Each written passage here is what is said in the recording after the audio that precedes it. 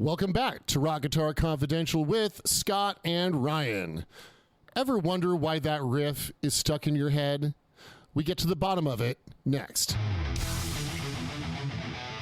Like gravitas and intelligence to every conversation, but just like the voice of God. Yes, but then you wouldn't exist. That you would just be a figment of my imagination. No, maybe this has been my plan all along. I'm an omnipotent being, of course. That's you don't know. It's so crazy, man. Oh, so Spotlight Series this weekend, right? Yeah. Well, this last weekend, So we had 6 bands of young talented musicians perform at Skip's Music. It was a lot of fun. A lot of good taste in guitars, I got to say, in those bands. I was like stunned looking at those pictures. Like, there's some seriously good taste in guitars. Absolutely, man. I didn't see a freaking Fender anywhere. I didn't see a Gibson Les Paul anywhere. I didn't see like a Jag Stang anywhere. Dude, there were a lot of Super Strats. Hell yeah, dude. There's like LTDs, Schecters, Ibanez's. I mean, there was the John Petrucci signature. I mean, those are all like the real guitars, man. See, these kids know. They know what from. They do, and I'll give you like one guess as to why all those kids have those awesome guitars. I can't imagine why they'd have an awesome guitar. Can you enlighten me? Yes. Well, I mean, they all have the same teacher, and that teacher has impeccable taste in Super Strats. Exactly, and they're basically just showing the next generation how it's done. Like mother absolutely. Efforts, don't play around this nonsense. These single coil pickups. No, what the hell are we doing? That's the great thing at Skips too, is that we can take a field trip out onto the sales floor and I can show them. Yeah.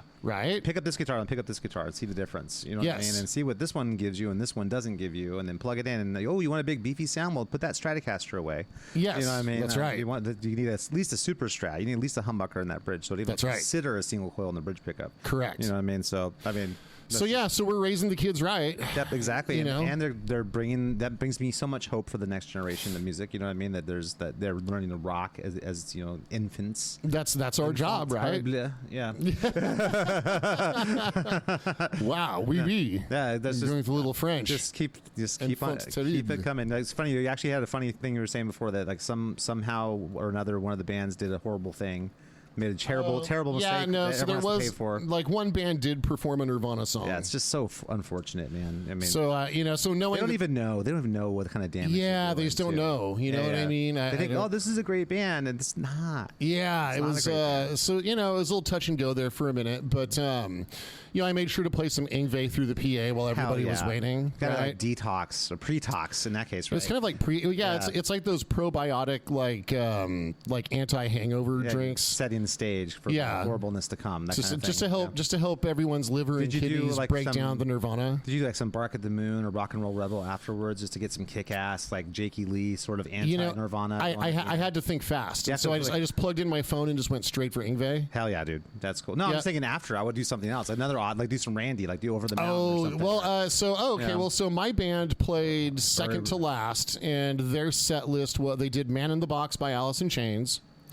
Acceptable. And then they performed Hold the Line by Toto. Hell yeah. Yeah, shout out to my student Luke, who he performed in 3 bands. He played bass in one band and then guitar in 2 other bands. I'm not going to co-sign on the playing bass part. But he was a team player, so someone else got to play guitar because of Luke's efforts, it's right? Just unfortunate so that was nice. Anyone had to play bass. That's it happens. Yeah. In almost every band. Right, yeah, in almost every band. Someone has to play bass. It's like, And then they closed with Rainbow in the Dark by Dio. Hell yeah. You had to fight for that, right? I didn't fight very hard. I kind of just told them they were going to play it. Because, I mean, you get like 4 rehearsals to learn 3 songs. It's and then really go time, dude, right? for Rainbow in the Dark, you don't need that many rehearsals. That's a pretty straightforward tune. There's not a whole lot. That song's got like 2 parts. You know what I mean? If you consider the open G5 chord, a part, which I don't. And the solo is kick ass on that song. I mean, I was trying to explain that to my students. Like, this is how everybody was in the 80s. Do you see this solo right here? This is a typical guitar solo in every song in the 80s. And man, I have to give it up. I have to give it up for Luke. So like he hewed to the Vivian Campbell part in the beginning. Yeah. And then he just ripped arpeggios, man. Like he's so good, man. I'm so proud. That's of him. So cool. I love that because that's hope for the next generation. Yeah, dude, he just shredded that song all the way home, like jaws on the floor. Hell yeah, yeah, absolutely, man. Hell yeah. So So there we go. So we came correct for our set, and that was towards and all the bands did great, man. It's so just glad, everyone's so talented. They whipped it together quick. Great It was to see good. the youngins, learning how to play in bands and actually, live music and rock and roll. It's like, that's a good thing, Yeah, and we had a good mix too. We had one band did like some Amy Winehouse stuff, and their singer really nailed it. Oh, very cool. Yeah, we had another band do. That's definitely acceptable music. I mean, it's music. Yeah, You know what I totally. mean? It's Totally. So it suited her voice really well. Yeah. When we had another band do neo soul, I think is what they refer to. Is that what it is? Yeah, neo soul, like neoclassical, but it's neo soul. Way less cool than neoclassical. I mean, it's cool. Of course, neoclassical being the finest of all the art forms. Yes, at least for like neo anything. Right. If you're gonna do neo, I mean, it's cooler than Neo in the Matrix. It's definitely cooler than Neo in the Matrix, especially in second, third, and fourth ones. Yes. Yeah. So it's not quite. It's about the same coolness as the first Neo and the. It might be about the same coolness as like neoprene, the synthetic material. Yeah. Isn't that what they make? Like those cool pillows. So it's an insulator, right? So, but they make freaking wetsuits out of it. You're going to go surfing in cold water. That's what it is. You know what I mean? Right. It's absolutely. So it keeps you warm. Yes. Of all the Neos, it's definitely one of the more effective Neos. Yes. Sure, I would exactly. Anyway, I actually, I'm not a huge fan of Amy Winehouse, but I don't hate the music either. If it came on, I wouldn't like run screaming for the Doors. Yeah, totally. You know what I mean? If I can understand why young women who sing really. I mean, she had a great voice. Yeah, totally. Yep. Right. So no doubt. And there's like a torturedness going on with her. Well, yeah, no doubt. That's the sad part of it. It's tough. Right. And then real life was part of that too. But that's you could hear it in the music. It kind of comes across. I mean, that's why the art resonates, right? Because you believe it when she sang. Yeah, right? that's true. That's the truth, man. So we had that. We also had another note. This is just from my memory of the day. Because of course I'm running around trying to corral kids and get them on deck and organize things and Look stuff. at you right? parenting. I know, man. All this like program director stuff. It's wild. Yep, so cool. Making sure the trains run on time and all that, that's right? What you gotta do, yeah. So we had another band do "I'm Just a Girl" by No Doubt, and for young musicians, that's kind of a tough arrangement, right? Yeah. So they did kind great. of a faster tempo too, for especially that dun dun dun dun dun. Yeah, it really scoots. Yeah, yeah. It's it's not as simple as I mean. I actually like No Doubt. I'm not. No Doubt's a good. Their guitar player. He's got like a classical music degree. Yeah, he can tell he can play. Like as a guitar player, right? Yeah, he's got a degree in like classical guitar. Yeah, I mean, obviously didn't use it, no doubt. But I mean, right? Yeah, so etudes he was writing for Gwen Stefani to sing over. It's like that's not what. But I mean, you can tell he can play, and you also tell he's a guy who's played in rock and roll clubs too. He's got a kind of you can tell there's a lot of that. He's like a serious player though. He's a serious player, but he doesn't like show it that much in the. I think his name's Tom DeMont, something like that. Tom something. Yeah, Tom something. He's one of the Toms. Very very distinct. Tom, just Tom, whatever his name is. Right. Neo Tom. Yeah. Well, I'm very happy to see that the kiddos are rocking because one thing that I've been noticing lately that's driving me crazy is like a lot of the new guitar virtuoso quote unquote heroes or stuff they're hewing very close to the dangerous territory of jazz fusion. Shit. I have a funny anecdote about that. About the jazz fusion thing. Well, there's nothing funny about jazz fusion. It's sir. Okay.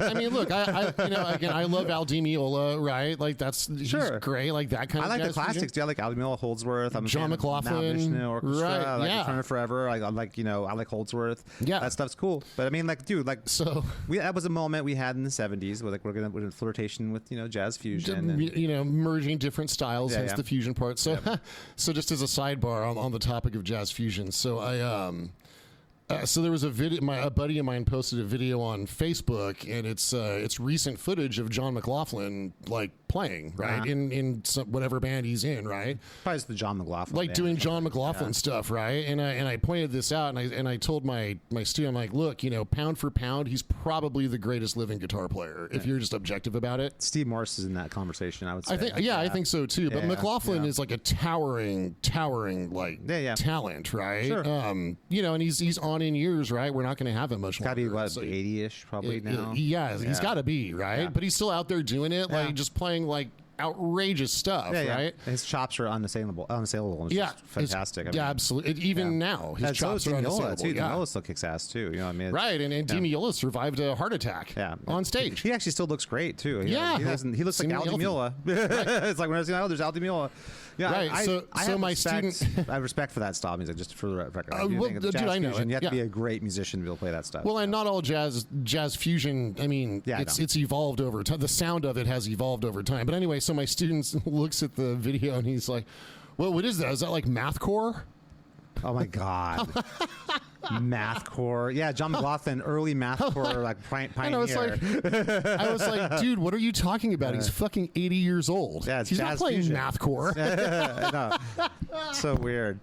Yeah. Well, they got to tie it to something they know, right? So like, No, that's okay. I just thought it was like such a funny reaction. Like, what? well, back in those days, we didn't actually have to subgenre things down. Like, it's like a hard mathcore, fusion or whatever. It's like it doesn't have to be like subgenre. So back in those days, like we were trying to make music that didn't make us think about math so much. Exactly. Right? Like I didn't get into music because I like math. Yeah, I know. Exactly. I don't like math. Even bands just like for the Rush, record, who are very, very progressive. We're not thinking mathematically. They're just writing cool riffs in their heads. Their brains just came up with those time signatures. You know what I mean? yeah, right. That's just what it was. It wasn't like, hey, I'm going to do something that's going to be something you can subdivide. 5/4. We're going to do over this many measures. They weren't thinking that way. I want to feel it. Yeah, exactly.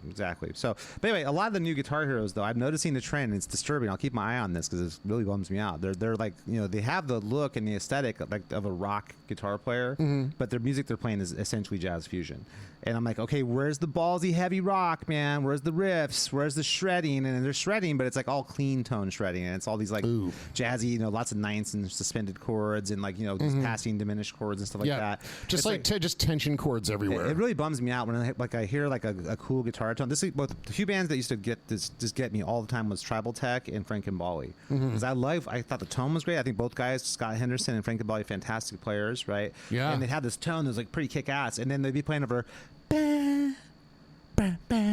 Kind of like little keyboard, bah, bah, bah, bah, bah, bah, and like going, and like, dude, like, where's the fucking riff? Like atonal chord progressions, like keyboard pads. Yeah, exactly. But it's like, bah, like that. And Mike, that was what put me off jazz fusion. Like, where's the fucking balls, man? Right. Where's just like the kick ass, like heavy riffage? I mean, at least like when I think of Frank Gambale, like I think of a certain like flow. I mean, he's a great player. Scott Henderson and Frank Gambale are fantastic players, and I think that they're great. It really comes down to taste and aesthetic. I want it to rock. At the end of the day, this is the journey I was on personally for many years. I studied jazz fusion intently, especially after music school. Yeah. Because I just what am I missing? Like, why don't I love this music? I'm trying to. I should really like this. Yeah. And then I just kind of came to me. There's no balls. There's no like heavy. There's no Scorpions or Ozzy in here. There's no like raw. No balls or ovaries whatsoever. Yeah. It's like, completely just neutered. It's lacking of all kinds of things. But that's what it was. I'm looking totally for gonad free. I want it to be like raw. Yeah. I mean, so we've talked about this before, but I mean, you can write music that comes from above the shoulders or below the belt. So ideally both. Yeah, exactly. Right. And so it's totally above the shoulders music. If I had to choose, like if I could only have one of that, I'd probably go below the belt. I probably would. So I think the perfect. I really want both.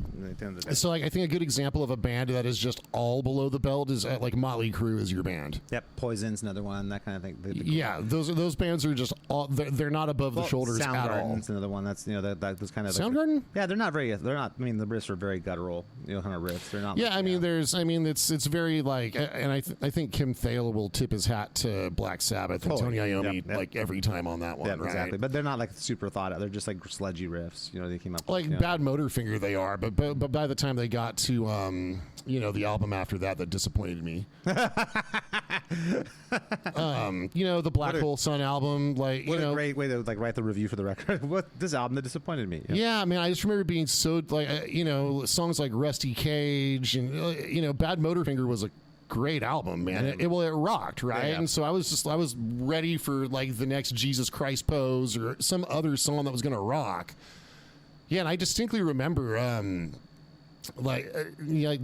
there were the like rocker kids that were. I was a freshman in high school when it came out, so they were like the rocker kids that were like a year ahead of me. Mm-hmm. Like they all got the album first, and like back then, I remember at lunch, like when a new album came out, there'd be like the one kid who got it first and would bring it in. Yeah, like that happened with Sepultura's Chaos AD album. Like that, and I also remember that happening with it's the Pantera album.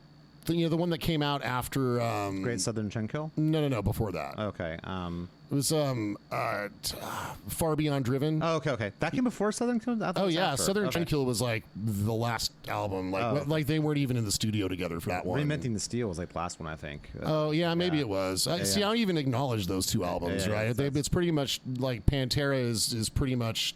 There's the Cemetery Gates album. Yeah. Then there's with fucking Hostile on it. I'm forgetting all my Pantera album names. That album. Cowboys from Hell was the one. Yeah, Cemetery Gates and Cowboys from Hell, right? That's right. Yeah. And then there's the one Vulgar Display of Power. Yeah. Really, I think Vulgar Display of Power is Pantera's like finest moment. Huh. Okay. Very cool. Anyway, but so I forget where I was going with all of this. Got lost in the Pantera. I was just saying, like, guttural music coming from like the gut, coming from. Yeah. And I just remember how disappointed I was with Black Hole Sun. Like, what the fuck, dude? Yeah, I mean, that's a massive hit for them. I mean, that was. But I don't know why. Yeah. Like the song bums me out. Yeah, I mean, a lot of the music was bumming me out, dude, for all kinds of reasons. You know what I mean? Even Alice in Chains, I love Alice in Chains. Even back then, I loved Alice in Chains. But I remember thinking, like, why so down, guys? What are you so upset about? Hey, guys, what's so sorry? Why so sad? Like it'd be, I personally think it would be cool if it were cloudy and rainy all the time. Like I'm really bummed out with all this stupid sun we're getting. I'm really not on the same page with you on that one. But Van Halen, though, I always thought it had all of it. It had like the clever stuff. It had a brilliant musicianship. It was definitely below the belt and above the shoulders. That was all of it. You know what I mean? And I don't know. Shockingly, I think Van Halen is like the perfect mix. But yes. Well, I mean, but great riffs, right? Like, I mean, think of like Unchained. God, dude, what a great riff! Somebody get me a doctor? Are you kidding? Yeah, Beautiful girls. That's killer. I mean, if you break down the rhythm guitar on Van Halen songs, they're all freaking amazing. Eddie was very funky. Yeah, he was, but clever and unique. And like look at Women in Love, like the intro to Women in Love and stuff. You know what I mean? Or the intro to Little Guitars. You know what I mean? I think the switch to I love Black Sabbath. I really do. But I mean, like Iommi's riffs are also interesting, right? And so like the switch to things being sludgy just for the sake of being sludgy doesn't necessarily make it that brings interesting. The thing I want to talk about today, which is like, what is a great riff? What does that even mean? Like I'm saying, this is such a great riff. That's such a great riff. Like, oh man, the opening to Beautiful Girls is such a great riff. What is it that we're grabbing hold of? What is it that makes it a great riff? Like, what is it that to you, like when you hear a riff that makes you go, hell yeah? Like, what is the thing that you're hearing that's making you go, hell yeah? What's listening, that emotional response? Well, and I'll add more to that. What it means to, like, when you write from below the belt, it makes people want to move. Yeah, exactly. So like a great riff should make you want to you want to move some hip thrusting. Yes, exactly. Or headbanging. Or headbanging. Yes, right. It's all there's a primal thing, right? Yeah. And, but what is it that's bringing that out though? Like what would you say is what makes something a great riff? Like what do you hear? What is it you're hearing? Because you know the technical side of it too. Yeah, so yeah. Like, what is it that's you're hearing that's like, man, this is a common thread when I hear a great riff or riff that makes me excited? Like, what are you hearing that's a common... It doesn't have to be... It's not, I guess I'm just going to say it's got to connect on a primal level and it's got to make you want to move. Do you think it's one of those things where you can't really define it? It's just sort of like you just know it when you hear it? Well, I mean, so we could take like a couple of... let's like the entire, we had a Spotlight band do TNT by AC/DC, and they did a great job. It was really enjoyable. Right. Yeah. So AC/DC is one of those bands that's totally primordial, right? And I can see them. Ooze. They come up from the ooze of the earth. Yeah, I can see them just like crawling like out of the ocean onto the shores of Australia, right? From Scotland, because they're actually from Scotland, the Young Brothers. Are they originally.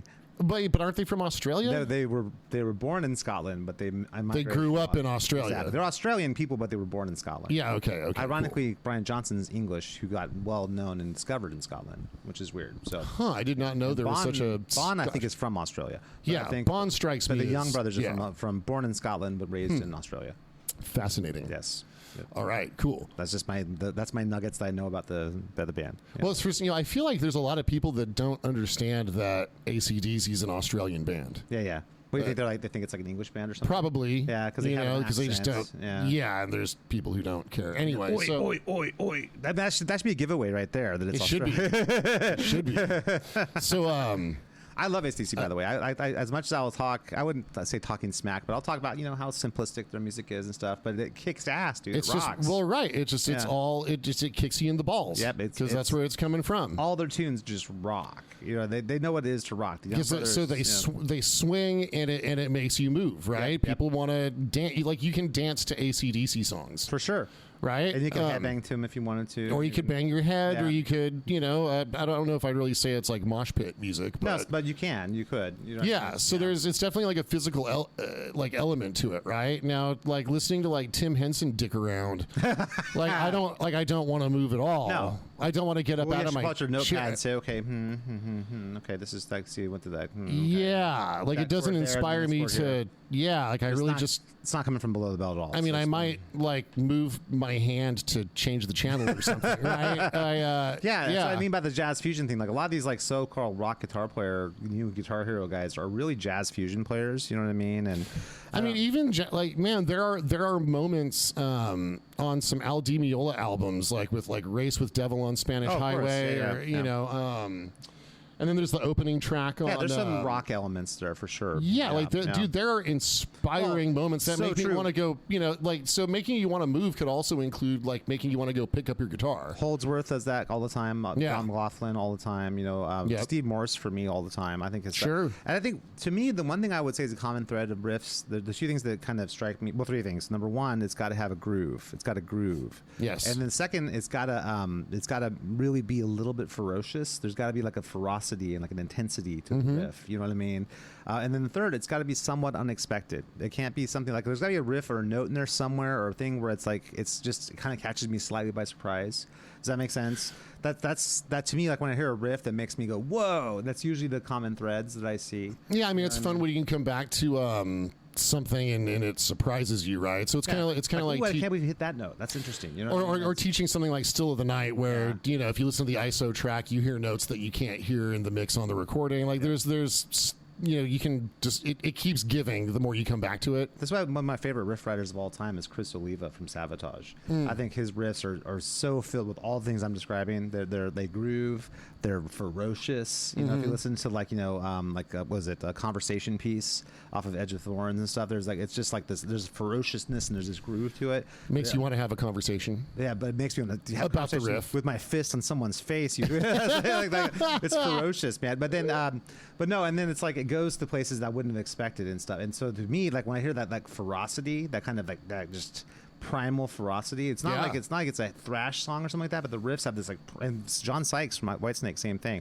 A lot of his riffs have this like primal ferocity to them, and that's also because of the way he attacks the riff itself, right? Yeah. So it's not just about right, like okay, it goes from the 4 chord to the 5 chord, and then, you know what I mean. It's not that. It's how you working on the tritone, like the blues scale. There's a little bit of something to that. You know what I mean? Like we're playing, not saying doing that. We're playing around or doing things like moving in half steps chromatically, that kind of thing. I think that's something that's common in a lot of riffs that make me go whoa. Like the riff to Jesus Saves from Savatage is like that too. Like that Phrygian riff he does. It's in Phrygian dominant actually. That riff. Fun. But so like, flat 2, major 3rd. Yeah, exactly. So the 5th mode of harmonic minor. Exactly. So, but he's playing that, and then he's moving in between the Phrygian and then the minor. He's moving between all the different E scales basically in that riff. But there's having that be in Phrygian dominant and then coming to the straight up E minor at the end of that. I don't know.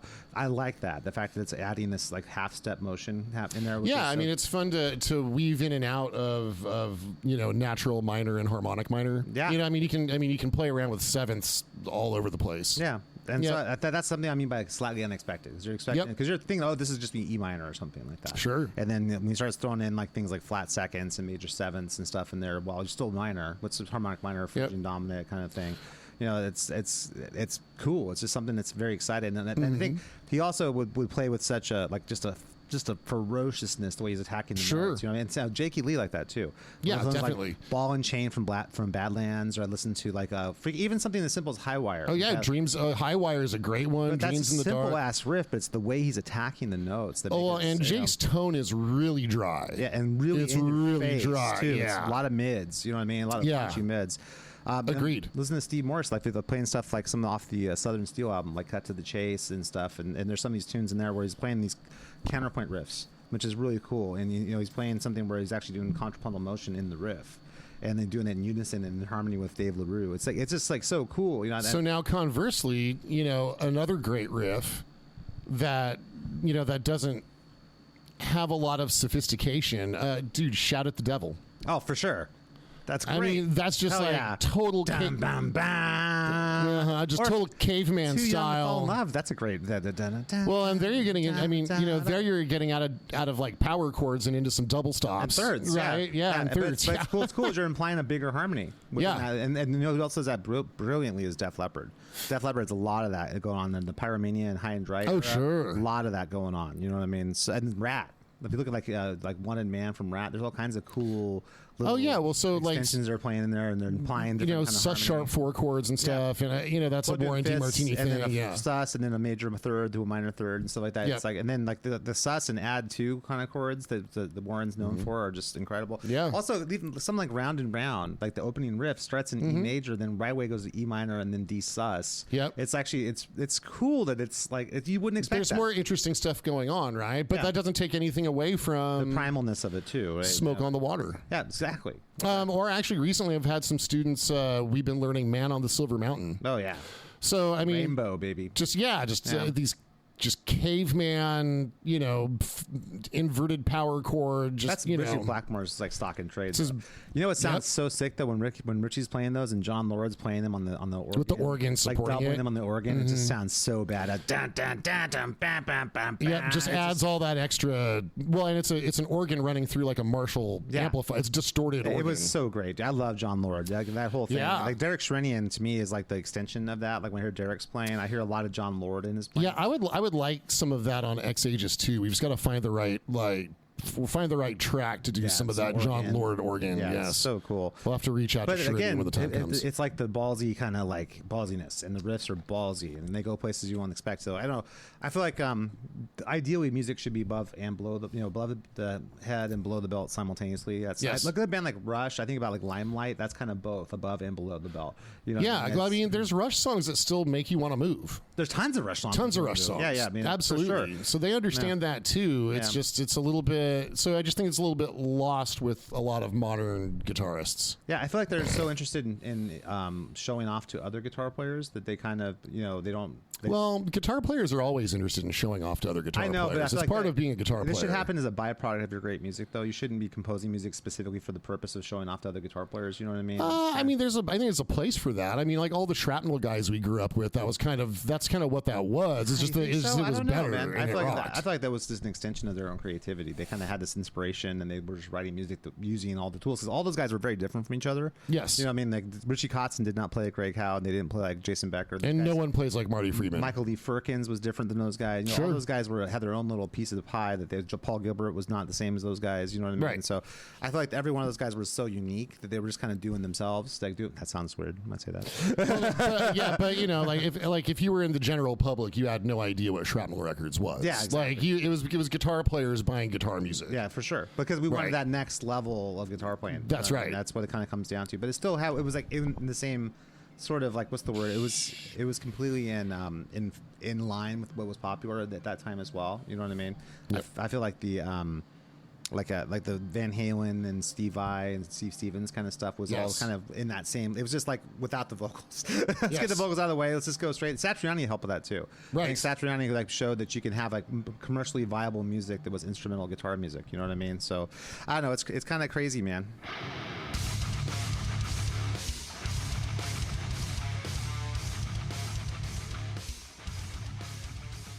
Thanks for listening to the Rock Guitar Confidential podcast with Brian and Scott. Please make sure to rate, review, and subscribe to this podcast. Now back to the show.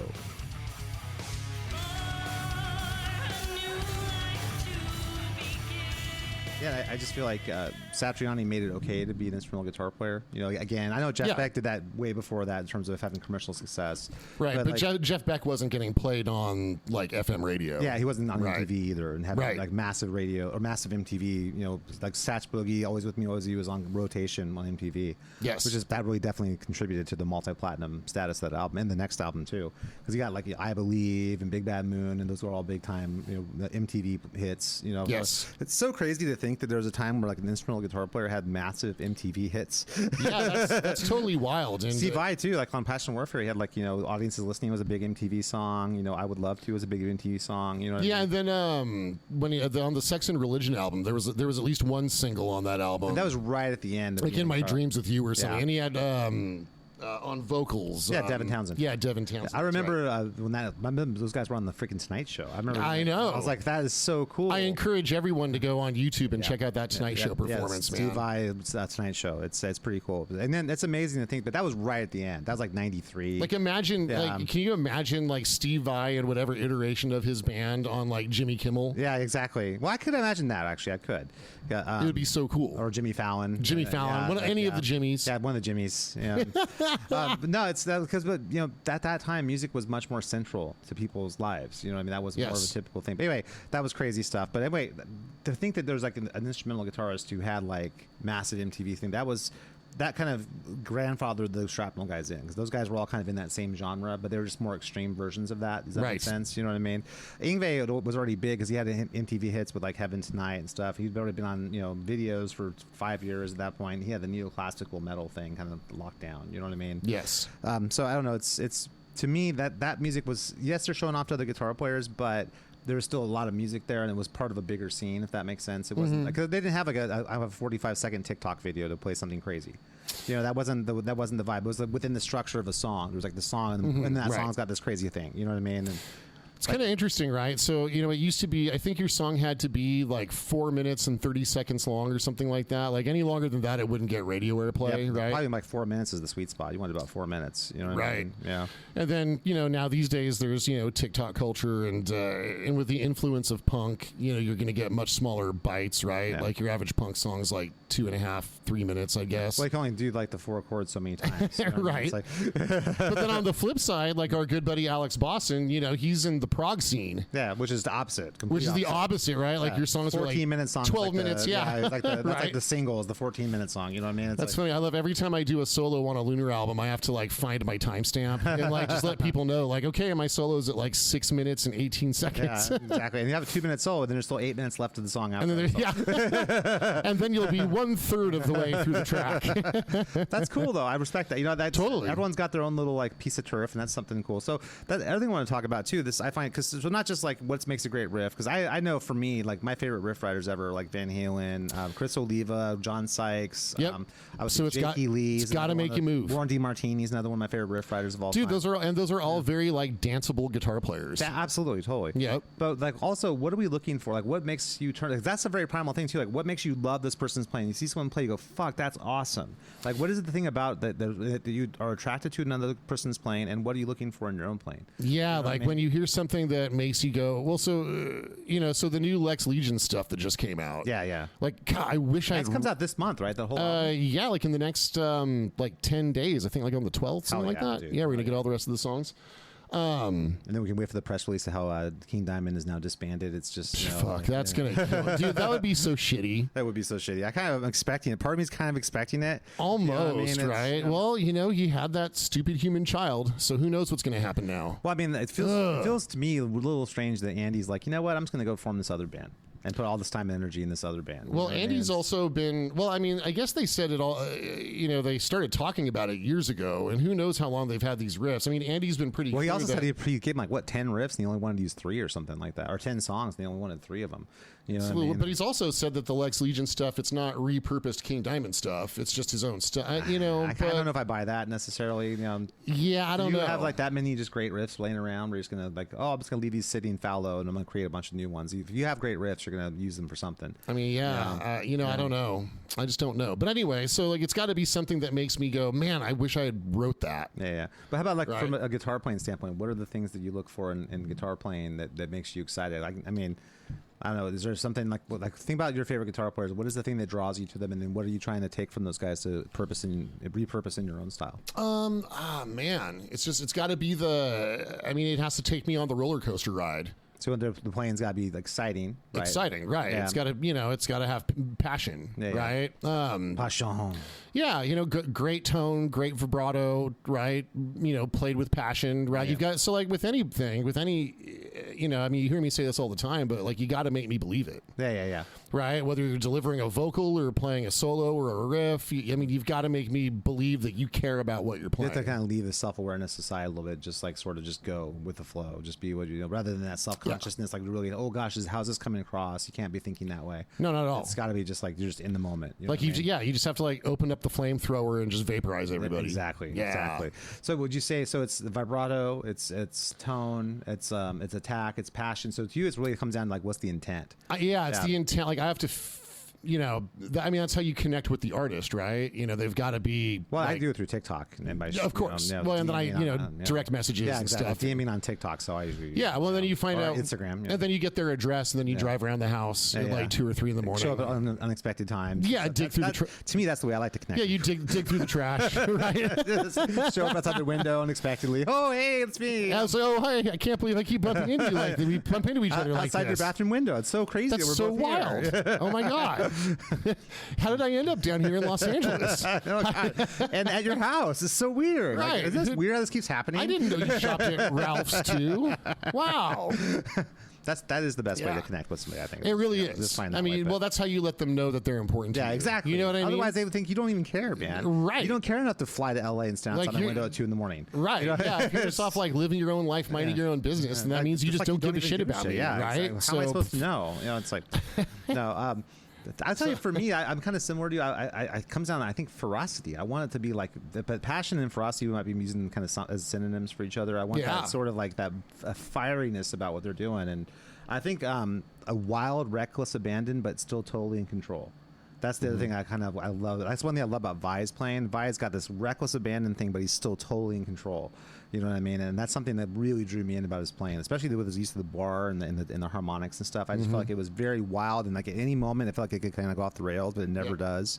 Yeah, that's something I think is pretty exciting. And then, you know, the ferociousness and the attack, and then, you know, but also having finesse with that too, like not just being a one note kind of player where you're just always like, you know, a million miles an hour. You have having stuff where you can play slow and tender, and then like legato and sweep picking, having all the variety of different techniques, so you can you're not giving up on any aspect of their sort of expression. You know what I mean? That's, to me, is what it is. That's, I know that's for me. It's uncompromising. Yeah. Well, you should never have to compromise, because your artistic vision should be able to be something you can execute without any kind of compromise. Right. That's why it's so important to practice and have all the technique down, not so you can show off on your 45-second video about how amazing your chops are, but so that when you are being creative, you're not limited in any way. Yeah. So you have the facility to play whatever's in your brain. Yeah, exactly. That's why you need to develop technique. It's not because that in and of itself is not something that's the most important thing. It's just that allows you creative freedom to be able to sit down and say, you know what, I'm going to go and think of this thing and be able to play it.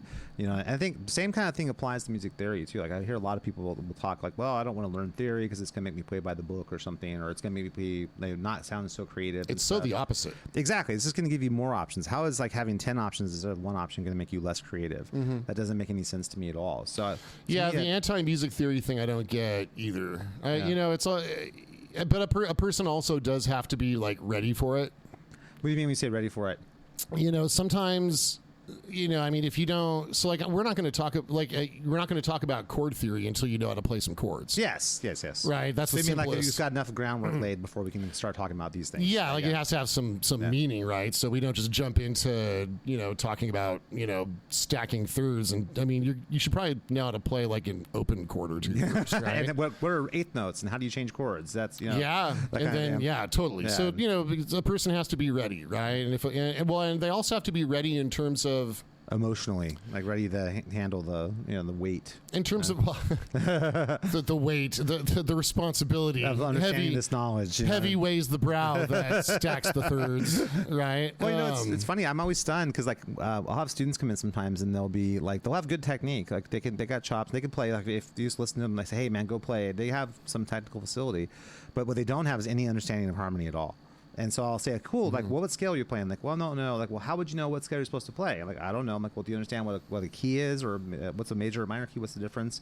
But I'm amazed at how many, then these people sometimes have taken lessons for like 5 years. I'm like, how have you not understand what keys are? You took lessons for 5 years. Yeah, I think there's a lot of teachers out there that just like, they're just going to teach the song. Yeah, exactly. What do you want to learn, dude? It's the bullshit of the song first approach. Yeah. Of certain franchising institutions. Yeah, I mean, but I've had people who've taken private lessons too. That, you know, and there's some teachers that just skate through. They're just like, okay, we're just going to learn songs. Yeah, whatever is going to get you to walk through the door next week. I'm not going to challenge you in any way. And that kind of thing. And it's, you know. So I think that's where like my lack of patience really is an asset. You know, I want to spend the least amount of time telling you which finger to put on what string and what fret. Like I want us to get past that as soon as possible. That's such a heavy hill to climb right there, though, man. It really is. There's so many interpretations for what the fifth fret could be.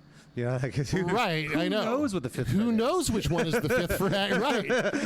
And I mean, okay, so I can see someone mixing up the second and the fifth string, like the first couple of weeks, but like after week number 2. Well, if I say I go B string, play the B string. You know what I mean? Yeah, now like, you're really stepping it up. I know, but like you should just know the string. We talked about it literally the first lesson. It takes all 5 seconds. You know what I mean? Yeah, like, so that does. I want to get past that as soon as possible. What's so crazy, man, is like what I call the Etch-a-Sketch students. Where like you'll learn something the week before, and I'll say, okay, and let's go. Let's find our B5 chord, and they go, what's that? And they go. We spent like a whole lesson on this last week talking about what power chords are and how to find roots and stuff. Remember? Yeah. Like, nope. It's like, oh my God, we got to do that again. Okay, fine. Let's go back and do that. And then the next week, it's like the Etch-a-Sketch got shaken in the week again. It's like you can't build on anything because everything's like sand that keeps like falling. Yeah. Through the thing. It's like. And I mean, over enough like time, over enough persistence, right? If it sticks eventually, you're right, but then you also run the risk of every lesson being the same lesson. Yeah, exactly. Right. So sometimes you just have to move on, so that you're not just giving the same lesson over and over again. Well, and that's something that's really, really important. Like you need to understand. Like I'm just not going to learn chords. Yes, you are. We're not going anywhere until you learn chords. Now, on the flip side, I love teaching because I never would have examined these topics as in depth as like having to explain this one thing to a person like 10 different ways. Yeah. You have to. That's our job because everyone learns differently. Everyone learns differently. Yeah, right. You can't just like say one dimensional. This is how you teach this thing. You have to try 3 or 4 or 5, 6 different angles sometimes to try and figure out what's working for this person. You know what I mean? Yes. And that's why it's so wonderful when you have a student who just like, oh, got it, and like they have it, and then next week they have it down, and you can just like, it's almost like shocking. It's refreshing in a way. It's like getting hit in the face with a bucket of ice water or something. Like, oh my God. You have it down.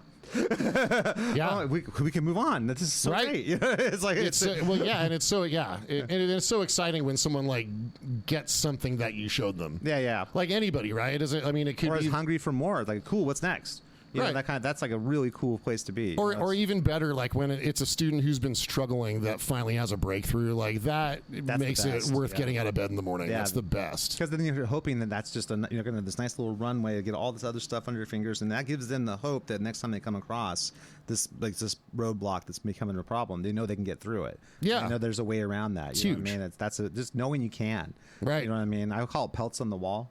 Like there you go. I struggle with pentatonic scale sequences. You could call it like severed heads on the pike, you know what I mean? Right? Well, but you conquered that. Could be like victims impaled on the front gates of the town as a warning to the other students who are struggling with this idea. Yeah. Absolutely. Or it's like maybe you could be like spines hanging from the tree, like the Predator. Oh, sure. Okay. Right.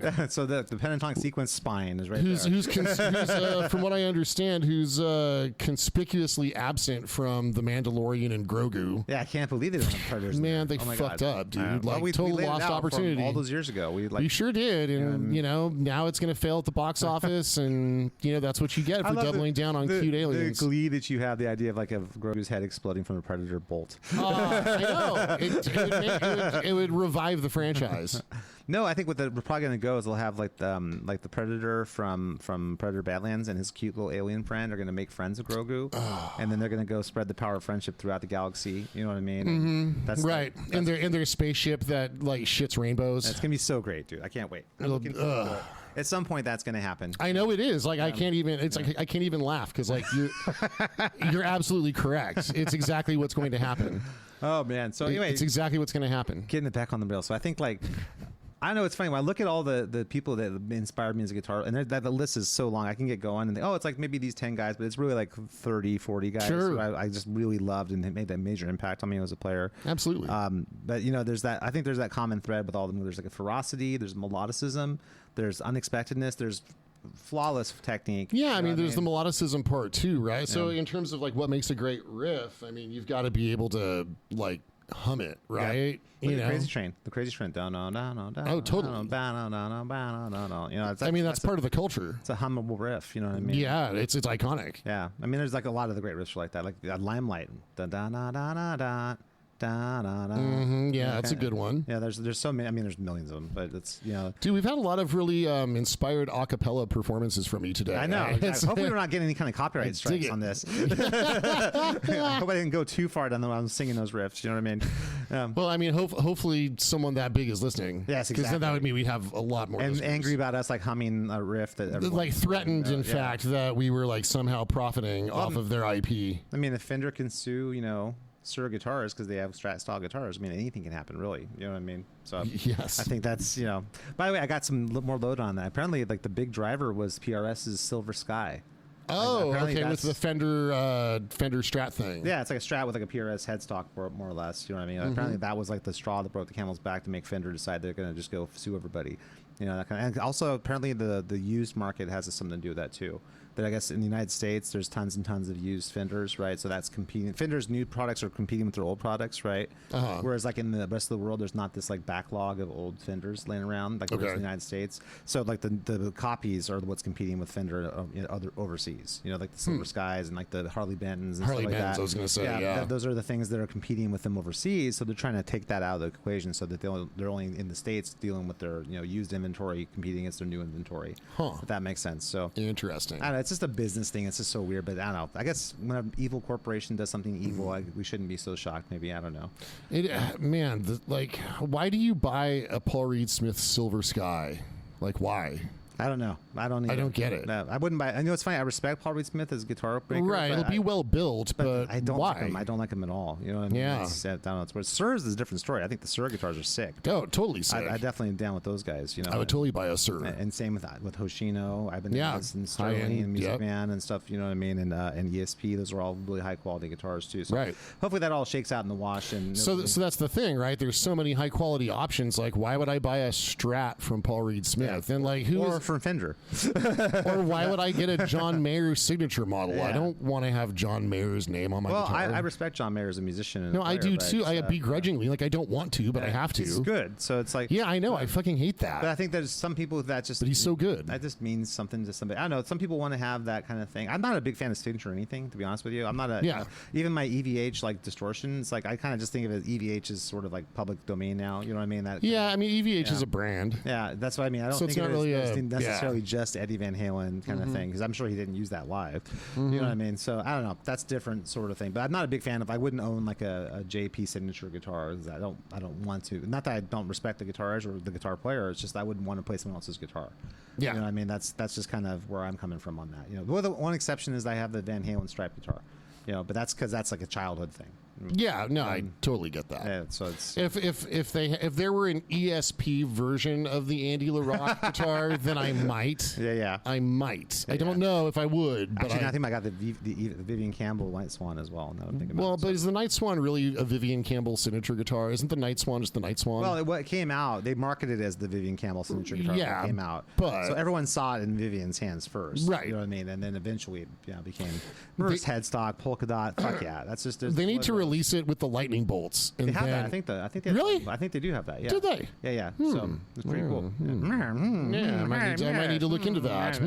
Yeah, but it's it's one of those things. It's just a fun guitar. Like that's not like a thing. It's not like a serious. I'm not gonna record my record or play live with that guitar. It's just a fun guitar to be around with, and it's just. You can take it to teach a day of lessons with it. Tickles my little like Vivian Campbell 1987. You know? Yeah, right. Like 12-year-old me would have been stoked. Yeah, exactly. To know that one day. Yeah, exactly. Right. So cool. They know that too. That's why Kramer and like ESP does the LTD George Lynch signature guitars. The cheap ones, and the EVH does all the different stripe guitars. Yep. For that exact same reason. You know what I mean? Although one thing that's cool that EVH is doing is they're starting to come up with like variations on the stripe series stuff that's not like a direct. Like we're trying to do exact copy of something. Right, it's not like the Van Halen to the black and yellow stripes. Yeah. It's not or that. Or the red, black and white, or the E5150 guitar, or the black, white, and the black pickguard one, or the Shark guitar.